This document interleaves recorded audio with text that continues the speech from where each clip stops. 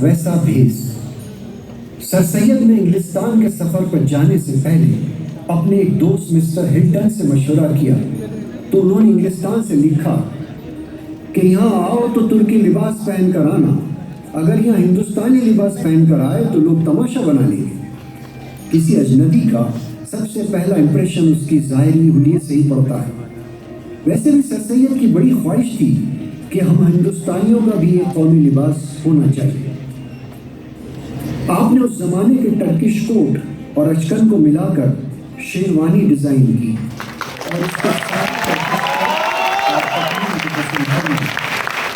یہ ایک ایسی پوشاک تھی جو ہندوستان اور یوروپ دونوں جگہ فٹ ہو گئے۔ 1 اپریل 1859 کو سر سید نے اپنے دونوں بیٹوں کے ساتھ لندن کا سفر شروع کیا۔ اگلے دن الہ آباد پہنچ کر لیفٹیننٹ گورنر سے ملاقات کی۔ وہاں سے جبل پور ٹرین سے پہنچتے ہیں کیونکہ جبل پور سے ہر ہفتے ایک پوسٹل کیریج ناگپور جایا کرتی تھی۔ اتفاق سے وہ گاڑی خراب ہو گئی تو آپ نے 3 دن اور 3 راتوں کا بیل گاڑی میں جبل پور سے ناگپور کا سفر کیا۔ ناگپور سے ممبئی کی ٹرین میں سوار ہوئے۔ سفر میں آفیسرز اور گجراتی بزنس مین، پارسی انڈسٹریلسٹ بھی سر سید کے ساتھ شامل تھے، جن سے سر سید کی بڑی عمدہ گفتگو ہوتی رہی۔ سر سید تعلیمی اداروں میں کٹر مذہبی خیالات کے حامی نہیں تھے، کیونکہ ان کا خیال تھا کہ ایسے اساتذہ، ایسے ٹیچرز اس سے دوسرے عقائد یا مسلک کے ماننے والے طلبہ کو کوفت اور تکلیف میں مبتلا کر سکتے ہیں۔ اس سفر کی روداد میں سر سید نے گجراتی اور مراٹھی زبانوں میں استعمال ہونے والی اردو اور فارسی کے الفاظ کی شناخت بھی کر ڈالی۔ 8 اپریل کو پانی کے جہاز سے اپنے دونوں بیٹوں کے علاوہ نوکر چھجو اور بھتیجے محمد علی کے ساتھ لندن کا سفر کیا۔ اسی جہاز میں سائنسداں ہومی بھابھا سے بھی سر سید کی ملاقات رہی۔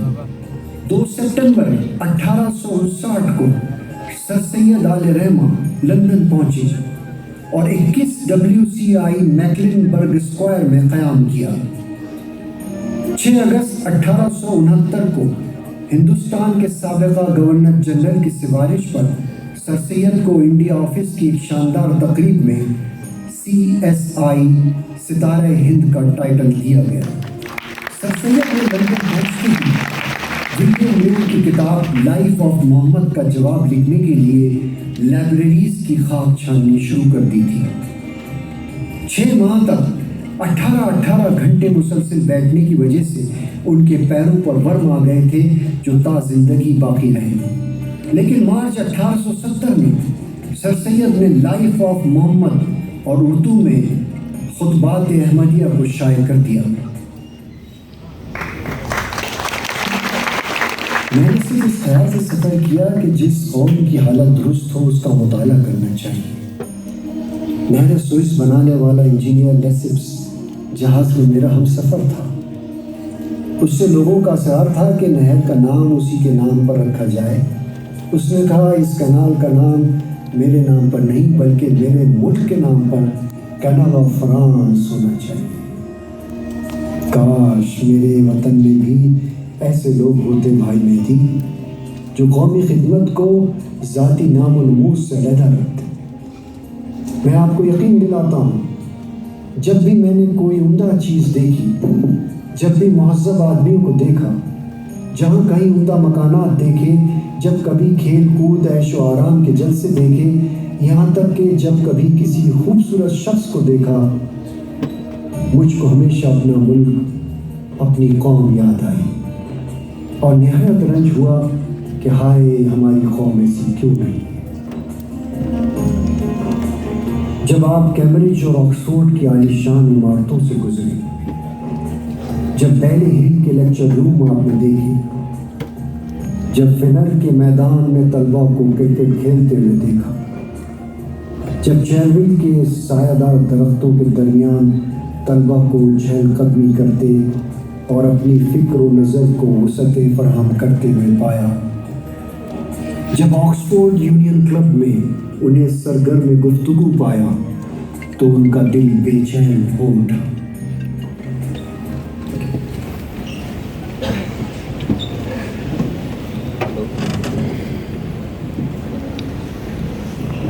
لوگ سمجھتے ہیں کہ میں انگریزی نصاب تعلیم کا دل دادا ہوں۔ نہیں بھائی، یہاں کا آ کر اندازہ ہوا کہ ترکی نظام تعلیم سب سے بہتر ہے۔ ہاں، کالجوں اور یونیورسٹیز کے ایڈمنسٹریٹو سیٹ اپ کو دیکھا جا سکتا ہے، وہ انگریزوں کے ہاں بدرجے اتم موجود ہے۔ مجھ سے اب رہا نہیں جاتا، میں نے یہی لندن میں بیٹھ کر ہندوستان میں ایک نظام تعلیم کا خاکہ تیار کر لیا ہے۔ اے بھائی مہندی، یہاں ہوتے تو دیکھتے کہ تربیت کس طرح ہوتی، تعلیمی اولاد کا کیا قاعدہ ہے، علم کیوں کراتا ہے، کس طرح کوئی قوم عزت حاصل کرتی، میں سب بتاؤں گا۔ لیکن مجھ کافر، مردود، گردن مروڑی ہوئی مرغی کھانے والے اور کفر کی کتابیں چھاپنے والے کی کون سنے؟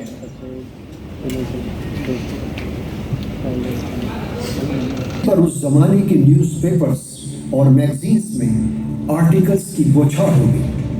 مولانا جمال الدین افغانی نے اعلان کر دیا کہ سر سید لندن میں کہاں سے حلال کیا ہوا گوشت کھاتے ہوں گے، وغیرہ وغیرہ، اور یہ کہ سر سید علیہ رحمہ بچوں کو سائنس اس لیے پڑھانا چاہتے ہیں کہ سائنس اللہ کے وجود سے انکار کرنے کے لیے انگریزوں نے تکمیل کی ہے۔ اسی زمانے میں سائنس کے علم کو نیچر یا فطرت کا علم کہا جاتا تھا، اس لیے سر سید کو لوگوں نے نیچری کہنا شروع کر دیا، نیچری یعنی نیچر کا پروپیگنڈا کرنے والا۔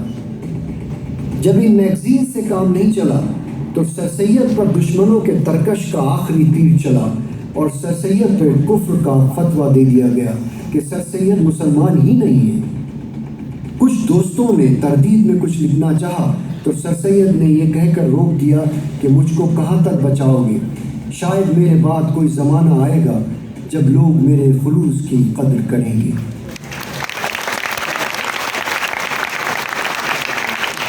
انگلینڈ میں 1 سال 4 مہینے ٹھہرنے کے بعد اپنے بڑے بیٹے حامد کے ہمراہ 4 سپٹمبر 1870 کو واپسی کا سفر شروع کیا۔ اسی دوران سر سید نے اپنے چھوٹے بیٹے محمود کا کیمبرج اسکول لندن میں ایڈمیشن کروا دیا تھا۔ کیمبرج اور آکسفورڈ کا تعلیمی نظام کے سلسلے میں آپ نے گہرا مطالعہ کیا تھا۔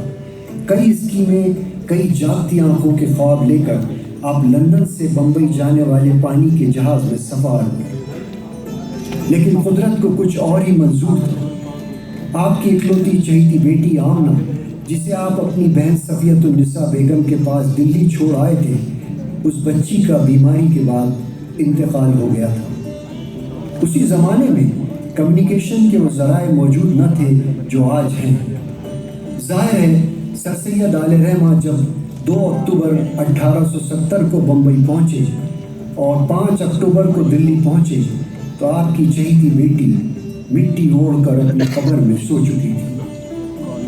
بیوی کی جدائی کے غم کو تو برداشت کر گئے تھے، لیکن بیٹی کی موت نے انہیں اتنا وحشت زدہ کر دیا کہ پھر اس کے بعد وہ کبھی دلی میں نہیں ٹھہرے۔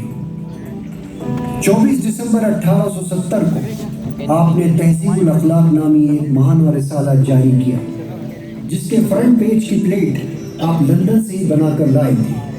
26 دسمبر 1870 کو آپ نے ایک کمیٹی بنائی جو ہندوستان میں ایجوکیشنل سسٹم کو بہتر بنانے کے سلسلے میں کام کرے گی، اور آپ نے نیوز پیپرز میں نوٹس جاری کیے، لوگوں سے تبادلہ خیال کیا کہ وہ کس قسم کا ایجوکیشن سسٹم چاہتے ہیں۔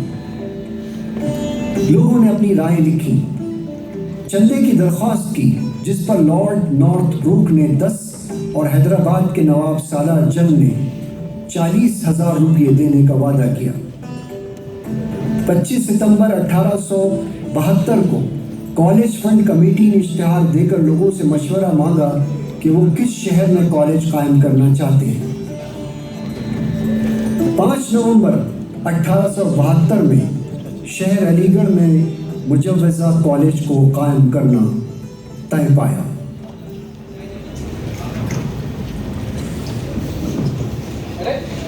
میرا ایک جوتا نہیں مل رہا ہے، کمال ہے، بس تیری مذاق کرنے سے بات نہیں آتی۔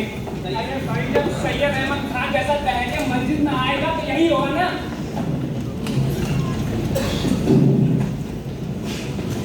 یہ کیا کر رہے ہو؟ دے دے کے پاگل ہو گئے ہو کیا؟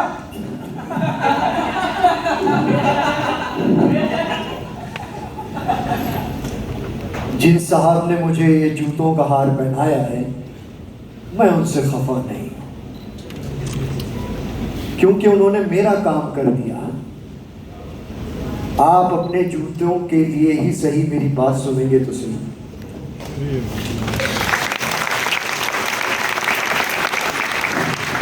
مجھے تو ان کا شکریہ ادا کرنا چاہیے کہ انہوں نے میرے جوتے بھی اس ہار میں نہیں جڑ دیے۔ صاحبوں، ہم یہ عالیشان مسجدیں، یہ خانقاہیں، یہ امام بارگاہیں کیوں بنائیں؟ تاکہ قیامت کے روز ان کا ثواب اور حشر کے میدان میں ان کی نیکیاں ہمیں مل سکیں۔ اگر میرا خیال صحیح ہے تو یہ نیکی کے کام وہ انسان خود غرضی کے تحت کر رہا ہے، اس میں خدا کی مخلوق کی خدمت اور اس کی ہمدردی کا جذبہ کار فرمان نہیں ہے۔ باللہ میرا یہ مقصد نہیں ہے کہ میں نیکی کے کاموں کو برا سمجھتا ہوں، بلکہ میں حقوق اللہ اور حقوق العباد کے درمیان کے فرق کو آپ کو سمجھانا چاہتا ہوں۔ قوم جس پستی کی طرف گامزن ہے اسے آپ کی ہمدردی اور جوش کی ضرورت ہے، اور قوم کی سب سے بڑی ہمدردی یہ ہوگی کہ اس کے لیے اعلیٰ تعلیمی ادارے قائم کیے جائیں۔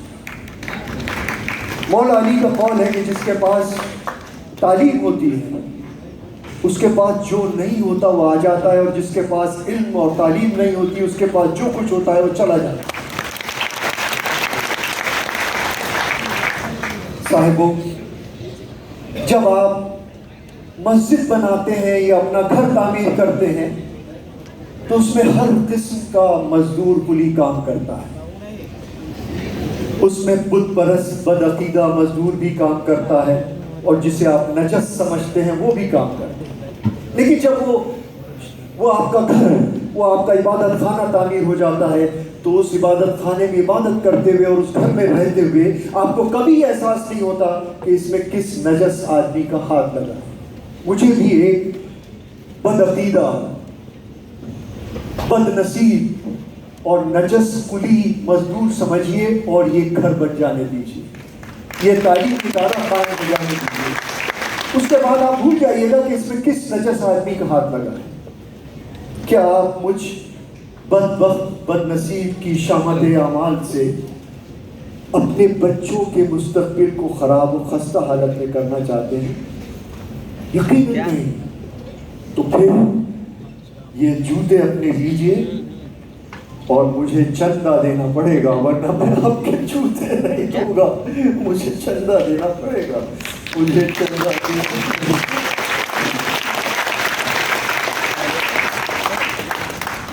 آج سے اسٹارٹنگ ہے 20 تک۔ ہاں یہ وجہ سے کرنے کے لیے چندہ جمع کیا، اور جب دوست چندہ دیتے دیتے تھک گئے تو سر سید خود گلے میں جھولی ڈال کر در بدر بھیک مانگنے کے لیے نکل گئے۔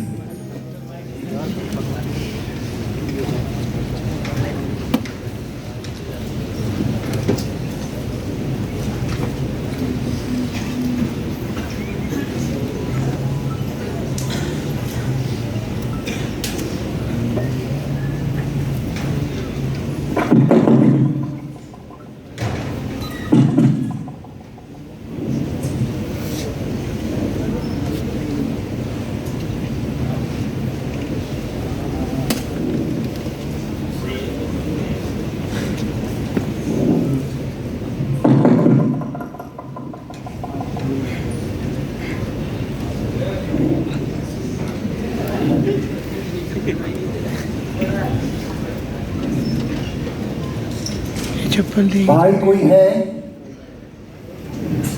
अरे कौन है कमबख्त? बड़ी मुश्किल से बबुआ को नींद आई थी। रामू, ए रामू, देख तो जरा कौन है, आज छोड़ोगे नहीं? छोड़ेंगे नहीं। अरे काहे भाई तो बढ़िया कुंडी खटखटाया रे। कितनी मुश्किल से मलकी बबुआ को सुलात रही, तुमने कुंडी खटखटा के जब पूरा होशियार कर दिया। ये अब उस सामने को सोएगा तो रात होते ही तुम सुन बैठेगा। बल्कि मैं मालिक पूरी रात हुई गारत। बबुआ के झगड़े के चक्कर में 4 बरस से एक वही बबुआ जी बैठी है।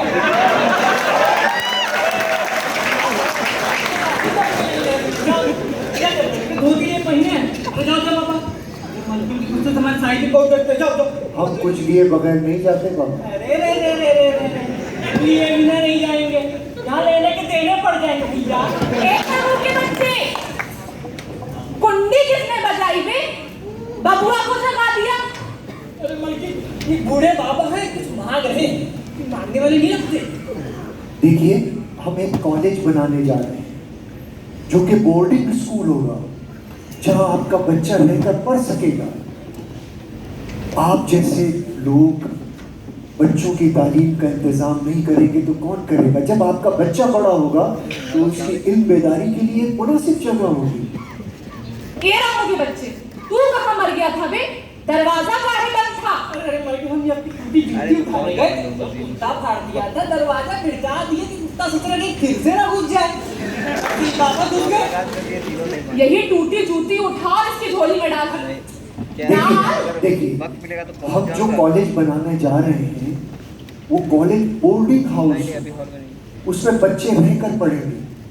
देखिए, आप जैसे लोग ट्यूटर रख के घर में पढ़ा सकते हैं, लेकिन इस जाहिल और ख़राब माहौल से आपका बच्चा बच नहीं सकता।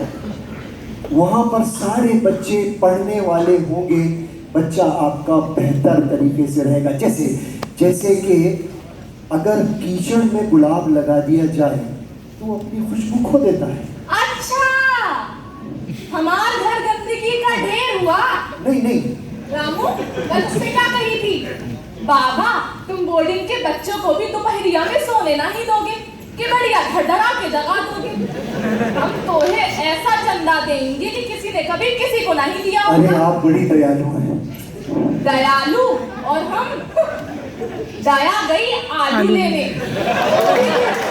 इससे हमारे लल्लन की नींद उड़ गई। हम थोड़े होश उड़ा देते हैं। रामू, तो सुन रहा है कि नहीं मैं क्या कह रही हूँ?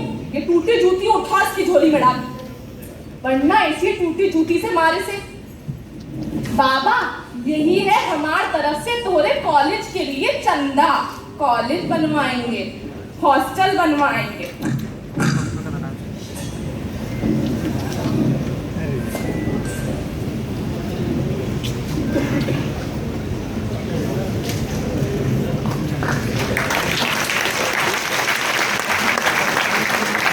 सर सैयद के चंदा मांगने की मुहिम का एक अहम वाक़या। सर सैयद नवाब रामपुर से चंदा मांगने पहुंचे और उनसे चंदे के लिए इतना तकाजा किया कि नवाब रामपुर ने चिल्लाकर ये कह दिया कि मैं आपको 1 रुपया तक नहीं दूंगा। सर सैयद को भी जिद सवार थी। उन्होंने नवाब रामपुर से कहा कि मैं आपसे चंदा लेकर रहूँगा। नवाब रामपुर का मामूल था कि वो जुमे की नमाज के बाद रामपुर की जामा मस्जिद के बाहर बैठे हुए फ़कीरों में सदक़े की कन्या, दुकन्या और चवन्या तकसीम करवाते थे। सर सैयद ने भी इन फ़कीरों की कतार में बैठकर 1 रुपया हासिल किया और रसीद नवाब